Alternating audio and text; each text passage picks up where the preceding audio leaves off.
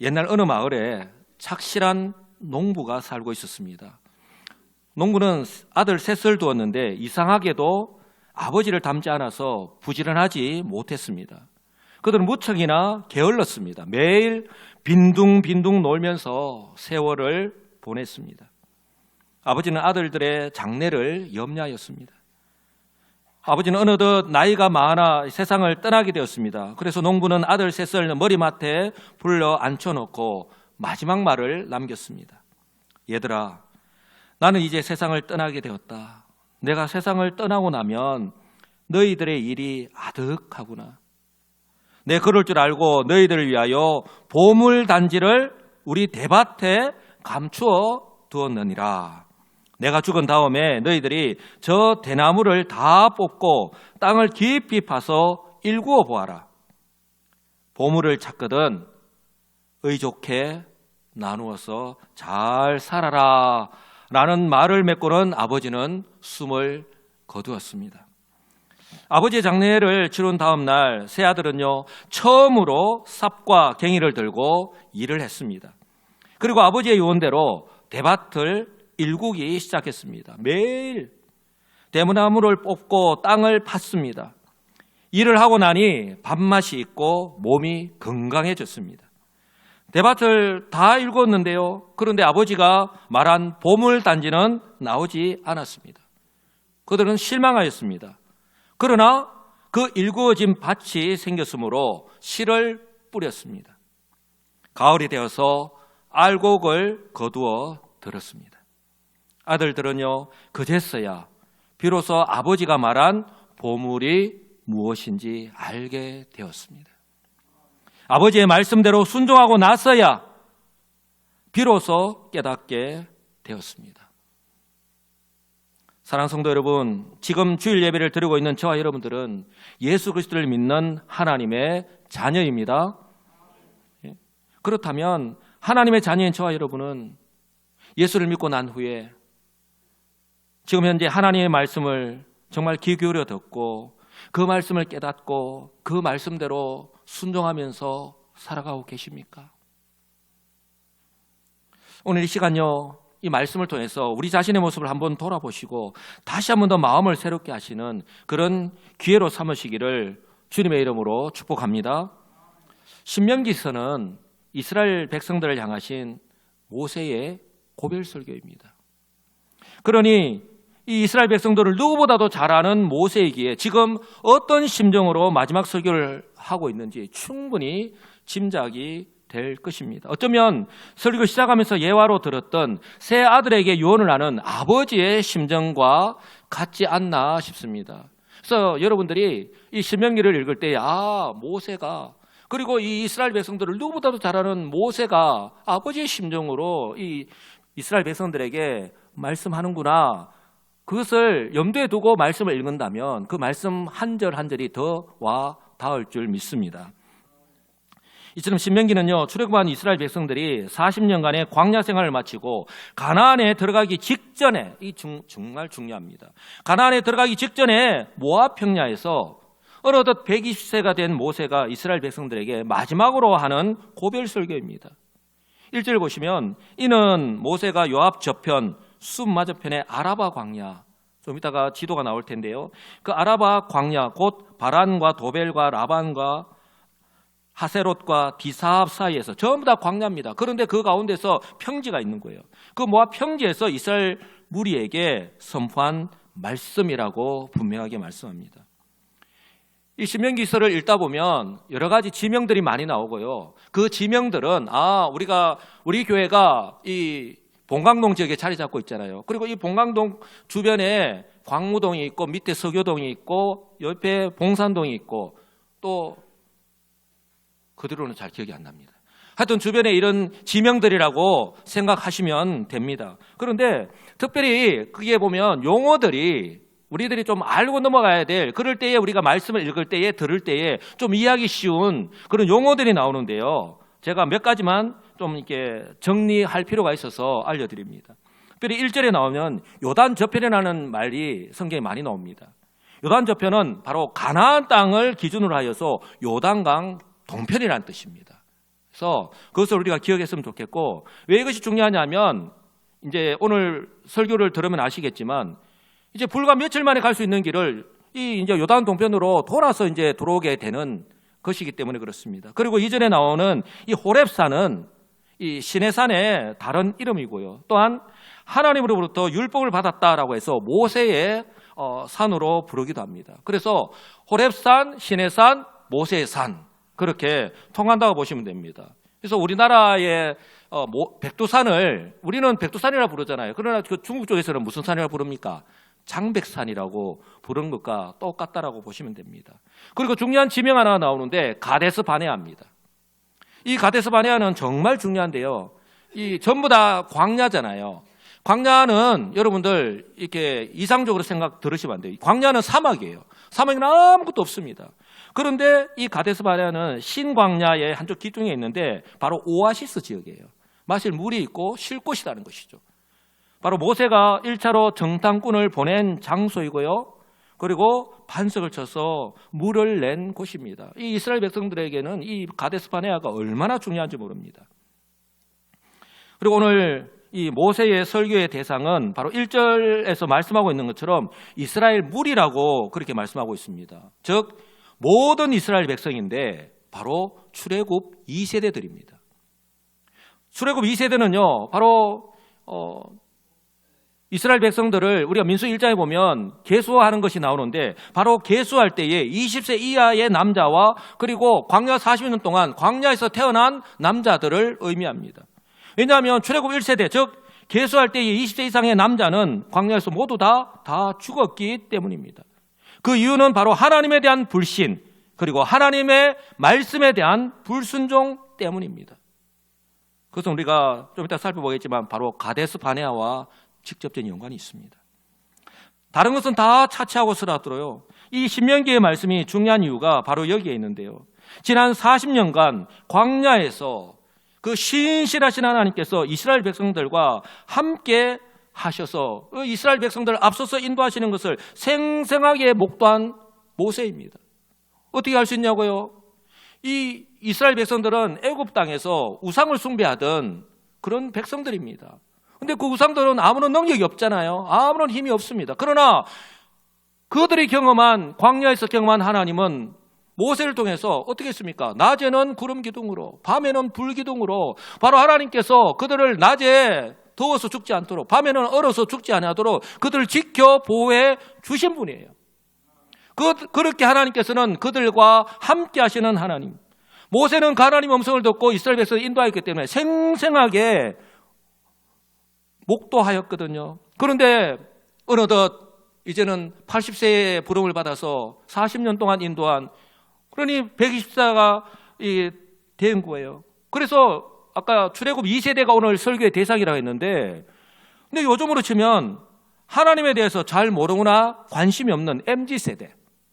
제가 일부 예배 때는 여기 앉아있는 우리 중고등부 학생들을 향해서 그렇게 이야기했습니다. 그 MZ세대들에게 율법, 즉 그들이 잠시 후면 들어가게 될 하나님 이 가나안 땅에서 하나님의 백성으로 어떻게 살아가야 되는지 생활 원리를 다시 한 번 더 반복해서 설명하는 것이기 때문에 너무나도 중요한 것입니다. 이처럼 신명기는 총 3편으로 이루어져 있는데요. 정말 이 모세의 진심이 담긴 마음이 담긴 모세의 설교라고 볼 수 있습니다. 긴 설교. 여러분 신명기서가 34장으로 구성되어 있는데요. 우리가 주일 오전 예배를 보통 이게 30분 전후로 설교를 듣는데 그럼에도 불구하고 우리의 몸이 막 이렇게 뒤틀리잖아요. 그런데 이스라엘 백성들은 하루 종일 이 말씀을 들었지 않겠습니까? 첫 번째 설교가 바로 오늘 1장 1절에서부터 이스라엘 무리에게 선포한 말씀이다라고 이렇게 선포하고 있습니다. 이부터 시작해서 4장 43절까지 선포합니다. 이제 오늘 말씀은 이 설교의 전체 설교의 서론 부분이라고 볼 수 있는데 바로 지난 40년을 돌아보는 회고하는 내용으로 구성이 되어 있습니다. 그리고 두 번째 설교는요, 바로 4장 44절에 보면은 또 선포한 율법은 이러하니다라고 시작해서 28장까지 계속이 되는데 이 두 번째 설교는 바로 율법에 대해서 다시 한 번 더 설명하는 거예요.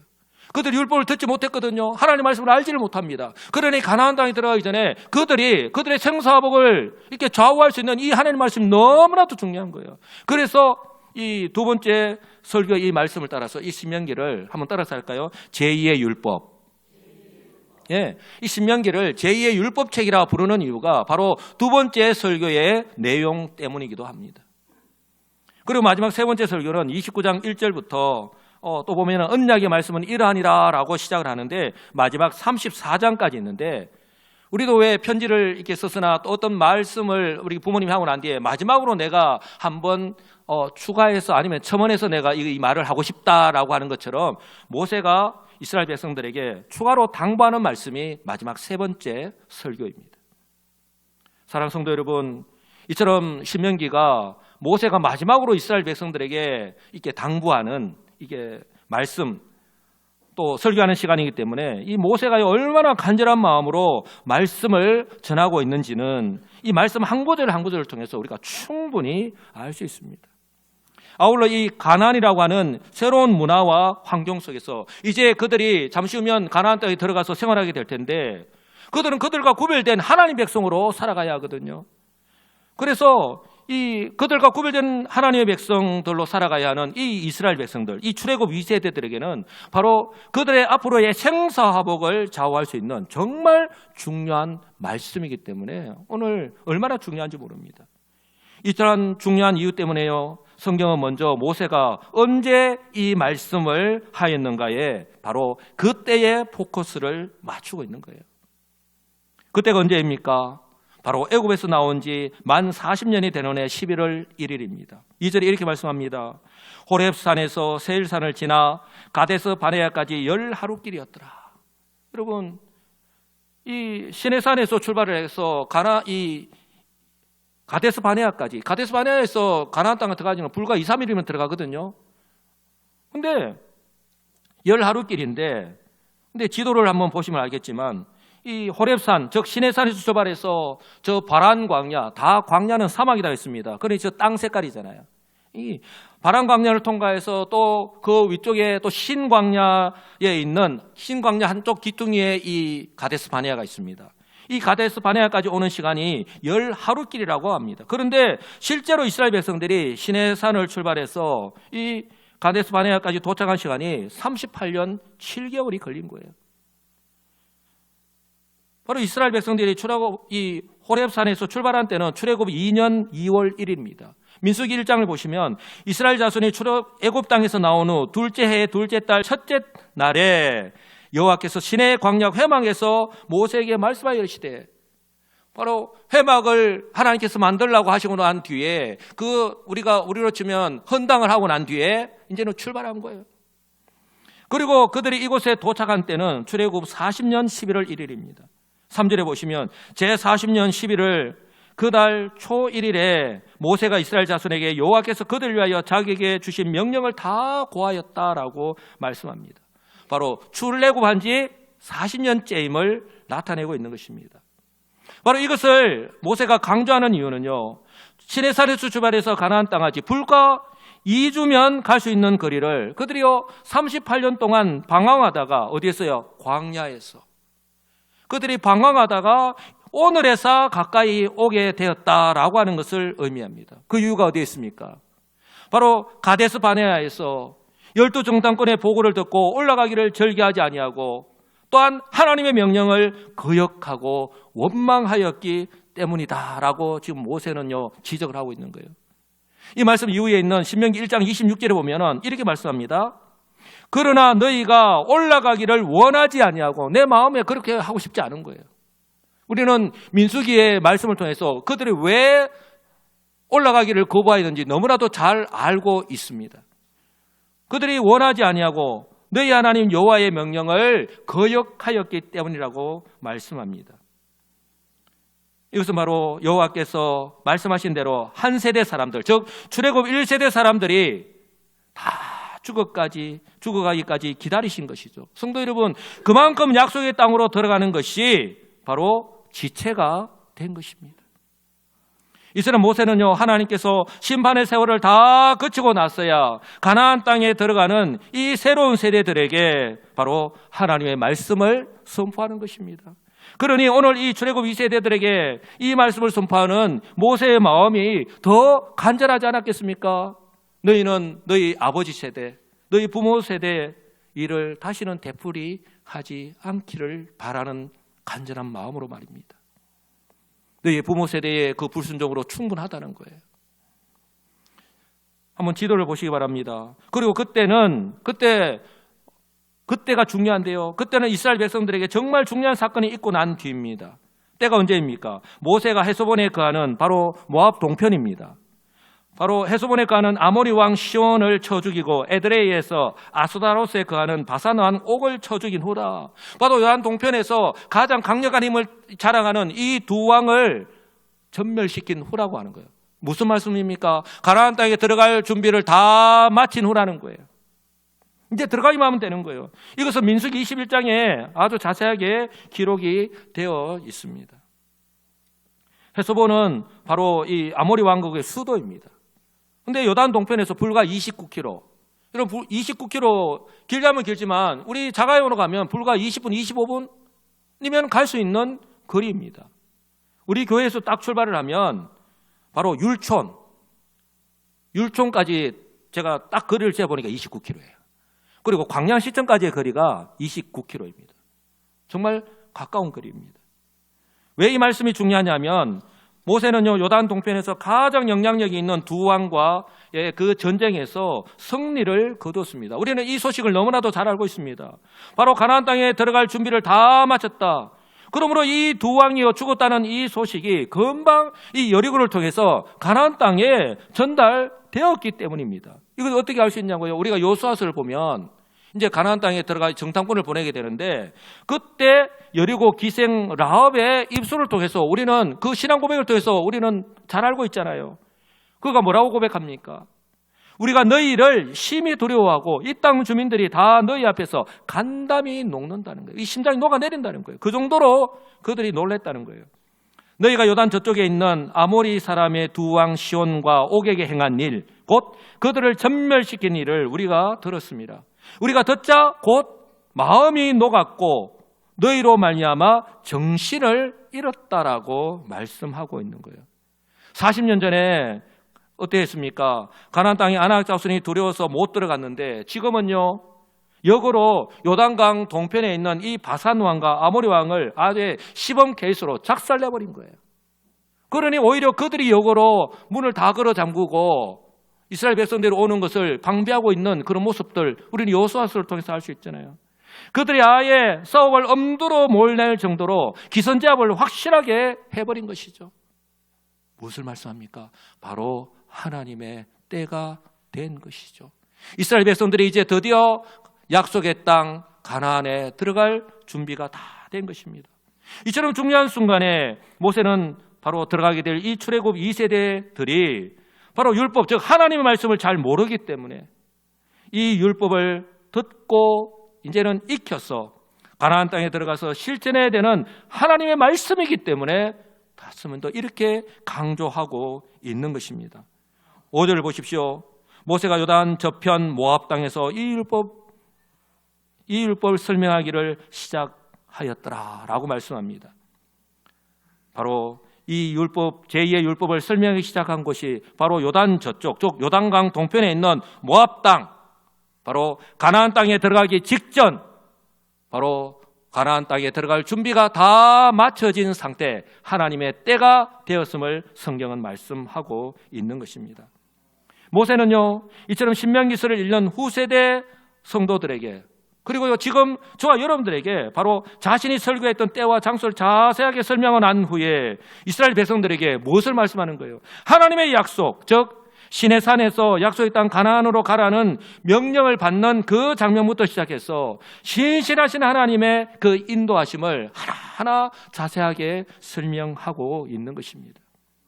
바로 6절부터 모세가 이제는 설교를 시작하는 거예요. 6절에 이렇게 시작합니다. 우리 하나님 여호와께서 호렙산에서 우리에게 말씀하여 이르시기를, 뭐라고 합니까? 너희가 이 산에 가한 지 오래다부터 시작을 합니다. 여러분 이 산이 어디죠? 호렙산입니다. 시내산입니다. 여러분들도 잘 아시다시피 이 호렙산, 시내산의 시간은요 이스라엘 백성들에게 얼마나 중요한지 모릅니다. 이스라엘 백성들에게 이 산에 거주한 지 오래다라고 말씀하는데 그들이 얼마 기간 머물렀는가? 바로 그들이 시내산에 시내 광야에 도착한 것은 출애굽 후에 3개월이 되던 때입니다. 바로 출애굽기 19장에 보면은 그들이 바로 3개월 되던 때에 시내 광야에 도착하였다라고 말씀을 합니다. 그리고 가나안 땅을 향해서 다시 출발한 것은 출애굽 후 2년 2월 1일입니다. 민수기 1장에 나오죠. 그러니 이곳에 머문 시간은 약 11개월, 그 1년 가까이의 시간입니다.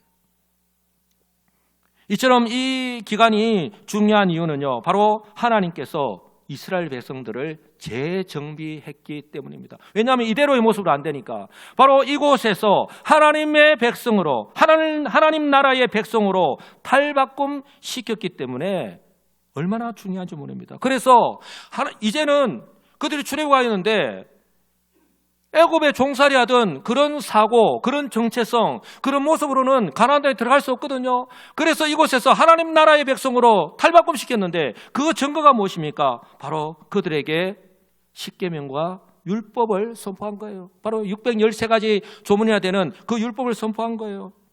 왜요? 그들의 정체성을 바꾸기 위해서. 정체성이 무엇입니까? 나는 누구인가?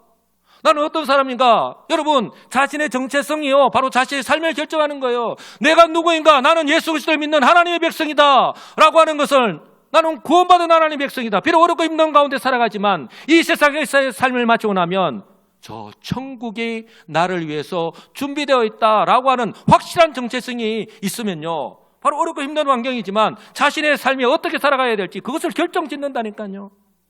그래서 하나님께서 이 시내 광야에서 1년 동안 바로 그것을 한 거예요. 하나님의 백성, 즉 하나님 나라의 백성으로 이제는 거기 살아갈 때에 하나님과의 관계가 얼마나 중요해. 그 무엇보다도 하나님과의 관계가 가장 중요하다.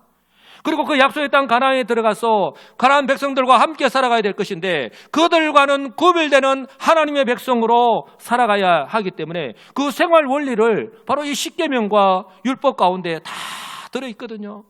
바로 그래서 그들에게 선포한 것입니다. 그리고 이것을 구체적으로 실천하기 위해서 모세에게 성막을 만들어라. 그래서 성막의 식양을, 양식을 하나하나 다 가르쳐주고 그렇게 만들도록 했는 거예요. 그래서 우리로 치면 헌당을 해서 봉헌을 하고 난 후에 이제는 그 성막을 중심으로 하나님을 예배하고 그리고 그 가운데 지성소에 하나님께서 임재하셔서 그들이 하나님을 만나는 바로 그것을 그들이 몸소 실현하게 한 것입니다. 성도 여러분, 이처럼요 호렙산에서 1년 있으면서 바로 세상의 나라들과는 구별이 되는, 즉 하나님 중심의 국가. 그래서 우리가 그 구약의 이스라엘 백성 이스라엘을 신정국가라고 하는 거예요.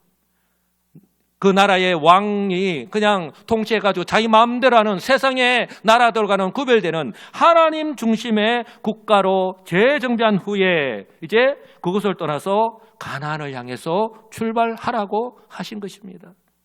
그래서 너희가 이 산에 간 지 오래다라고 했을 때 그냥 우리는 이러한 사실을 모르고 넘어가면 아무런 의미가 없는 거예요. 그래서 이제 출발할 때 뭐라고 했습니까? 방향을 돌려 진행하여 계속해서 가고를 말씀합니다. 이것은 가나안 땅을 향해서 그 거쳐가는 모든 과정들을 말씀하는 거예요. 그리고 마지막에 뭐라고 말씀합니까? 여호와께서 너희의 열조 아브라함과 이삭과 야곱에게 맹세하사 그들과 그 후손에게 주리라 하신 땅이 지금 너희 앞에 있으니 들어가서 얻을지니라 라고 말씀합니다. 여러분, 여기서요 이 말씀이 얼마나 중요한지 모릅니다. 정말 세 가지 중요한 사실을 발견할 수 있는데요. 첫째는 바로 하나님은 약속하신 것은 반드시 지키시는 언약의 신실하신 하나님이시라는 거예요. 할렐루야. 예, 한번 따라서 할까요? 언약의 신실하신 하나님. 예, 우리 사람들도 그렇잖아요. 약속한 것을 잘 안 지키는 사람은 우리 싫어하잖아요. 근데 우리 사람들은 여러 가지 일들이나 또 시간이 지나 보면 잊어버릴 수 있어요. 사람들은 잊어버릴 수 있습니다. 일부러 그런 게 아니라 잊어버릴 수 있어요. 그러나 우리 하나님은 결코 잊지 않으십니다. 한번 말씀하신 것은, 한번 약속하신 것은 반드시 그 약속하신 데에 이루십니다. 예, 성경이 바로 그 말씀이잖아요. 그래서 아브라함과 이삭과 야곱에게 맹세하사, 여기 맹세하사라고 하는 단어를 사용하고 있습니다. 반드시 지킨다는 거예요. 반드시 지킨다는 거예요. 무엇을 약속했습니까? 그들과 그 후손에게 주리라 하신 땅이라고 말씀하는 겁니다. 이렇게 말씀하고 있듯이 바로 이스라엘은 지금 하나님과 언약 관계에 있습니다. 그러니 하나님이 어떤 분인가? 나는 하나님의 백성이다. 그리고 하나님은 약속을 반드시 지키시는 분이다 라고 하는 것을 믿고 살아가는 것이 얼마나 중요한지 모릅니다. 이스라엘 백성들은 그 약속을 잊어버리고 또 기억하지도 못한 채 일상을 살아갈 수 있습니다. 그들이 그렇게 살아갔습니다. 우리 또한 예수를 믿고 하나님 아버지의 뜻대로 그렇게 살아가겠습니다. 우리가 늘 기도하면서 다짐하지만 우리는 일상 가운데에 또 여러 가지 어렵고 힘든 환경 속에서 우리 또한 잊어버리고 살아가잖아요. 이스라엘 백성들의 모습이 지금 현재 우리의 모습과 매일반입니다. 그러나 우리 하나님은요, 말씀하신 것, 약속하신 것, 그 언약을 기억하시고 하나님의 때에 하나님의 방법으로 정확하게 역사하십니다. 아브라함과 약속하셨잖아요. 이스라엘 백성들이 440년간 그들의 종살이 하고 난 후에 그들과 노예 생활을 하다가 출애굽한 것이 바로 단적인 예입니다. 우리를 구원하신 것을 그림자로 보여주셨다면 바로 출애굽을 통하여서 1500년 뒤에 바로 예수 그리스도를 통해서 하나님 약속하신 그 구원을 성취하셨잖아요. 하나님 세상을 이처럼 사랑하사 독생자를 주셨으니 이는 그를 믿는 자마다 멸망하지 않고 영생을 얻게 하려 하심이라. 예, 출애굽을 통하여서 그것을 예표하셨다면, 그리고 구약의 선지자를 통하여서 메시아가 오실 것이라고 예언하셨다면 바로 예수 그리스도를 통하여서 하나님의 때에 정확하게 하나님의 방법대로 성육신하셔서 바로 십자가에서 그 약속을 성취하신 것입니다. 어떤 하나님? 언약의 신실하신 하나님. 그리고 두 번째는요, 바로 하나님께서 약속하신 땅으로 우리가 가나안 땅으로 갈 때에 바로 그들의 마음과 태도예요. 예수를 믿고 우리가 살아가는 우리의 마음과 태도가 어떤가 참 중요하죠. 그래서 가라라고 하는 오늘 동사를 3번씩이나 말씀하고 있는데, 가라라는 말은 거쳐서 간다 했잖아요. 통과해서 가는 길이라 했는데 이처럼 3번씩이나 반복해서 말씀하고 있는데요, 원문을 보면 이처럼 하나님께서 약속하신 곳, 하나님께서 원하시는 곳으로 갈 때에 내가 막 가기 싫은데 억지로 마지 못해서 그냥 수동적으로 움직이지 말고, 하나님 주신다고 약속하신 땅이니까 그것을 내가 믿고 우리 자신을 위해서, 우리의 자손들을 위해서 내가 스스로 능동적인 마음과 태도를 가지고 그렇게 과감하게 내가 행동해야 한다라고 하는 것을 말씀하고 있는 거예요. 이 가라라고 하는 동사에 그런 중요한 의미가 있습니다. 왜요? 이렇게 하는 것이 나는 어렵고 힘든 과정을 거쳐야 되지만 나에게 복이기 때문입니다. 예. 그리고 3번째는 이것과 연결이 되는데, 그들에게 필요한 것이 바로 하나님의 그 명령에 절대적으로 순종하는 것입니다. 한번 따라서 할까요? 순종하는 것입니다. 예, 뭐라고 말씀합니까? 바로 지금 너희 앞에 있으니 어떻게 해요? 들어가서 얻을지니라 라고 말씀합니다. 우리는 떠먹여 주기를 바라요. 우리는 떠먹여 주기를 바라는데 하나님은요, 지금 알라딘 램프처럼 겁나마나 뚝딱하고 우리에게 말씀하시는 것이 아닙니다. 우리가 반드시 해야 할 일이 있다는 거예요. 하나님께서는 바로 하나님에 대해 하나님의 사람을 통해서 역사하시는 거예요. 뭐라고 말씀합니까? 하나님께서 이미 그들에게 주셨습니다. 그리고 지금 너희 앞에 있다라고 말씀합니다. 그러니 이제 그들이 해야 할 일은 무엇입니까? 그 말씀대로 순종하는 거예요. 들어가서 바로 얻으면 되는 거예요. 취하면 되는 것입니다. 그럴 때 바로 하나님의 약속이 이루어지는 것을 그들의 눈으로 직접 확인하는 은혜와 복을 누릴 수 있기 때문입니다. 그렇다면 성도 여러분, 하나님께서 모세를 통하여 이스라엘 백성에게 하신 이 말씀처럼요, 그리스도 예수를 통해서 우리를 구원하신 그 하나님 또한 언약의 신실하신 하나님이심을 믿으시기 바랍니다. 그러므로 지금 또 매일 새벽마다 아니면 우리가 매주일마다 하나님께서 우리에게 말씀하시잖아요. 이 하나님의 말씀 앞에서 우리의 모습은 어떠냐는 거예요. 하나님 말씀을 듣고 그대로 아멘, 비록 우리의 삶의 환경은 어렵고 힘들지만 아멘하고 그대로 순종하고 계십니까? 아니면 저 말씀은 내 생각과 다르다, 아예 제외시켜버립니까? 아니면 그 환경 앞에서 세상의 방법으로 우리는 따라가십니까? 여러분, 현실의 환경을 보고 나의 생각과 다르다 할지라도요, 여러분, 애써 돌아가지 마시고, 그리고 주저하거나 지체하지 마시기 바랍니다. 이것은요, 전혀 자신에게 도움이 되는 것이 하나도 없습니다. 성경 말씀을 통해서 뭐라고 말씀합니까? 시간 낭비이자 에너지 낭비입니다. 2주면 갈 수 있는 길을 그들은 38년 동안 광야에서 헤맸습니다. 말씀 그대로 순종하는 것이 가장 안전하고 형통의 길이라는 것을 믿으시기 바랍니다.